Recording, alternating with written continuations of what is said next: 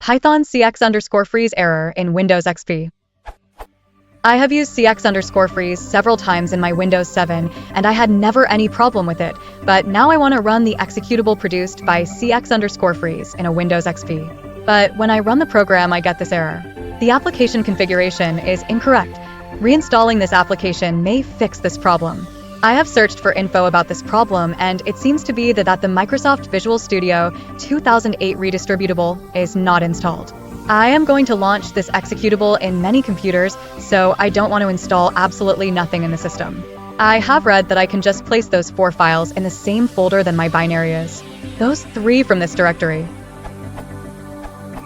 C:\\Windows \WinXS /manifests x86_Microsoft VC90 CRT_1 FC8 B3 B9 A1 E183 B_9.0.210 22.8_X WW_D0 8D0 375 Manifest.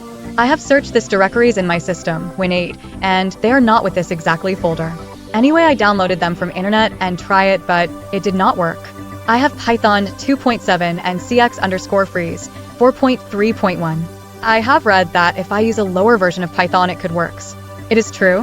Why? Do you know how can I solve it without installing anything in the system? Thank you very much for your help.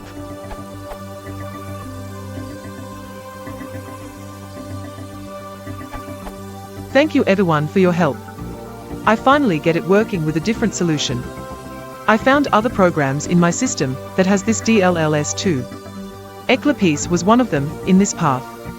Eclipse /+plugins/com.intland.h binary.win32_2.3.2/os/win32. So I just took Microsoft.vc90.crt.manifest MSVCM 90.dll MSVCP 90.dll MSVCR 90.dll. These files and copy and paste them to the folder of my compiled Python code. And it works like magic. Thank you anyway for your help. D.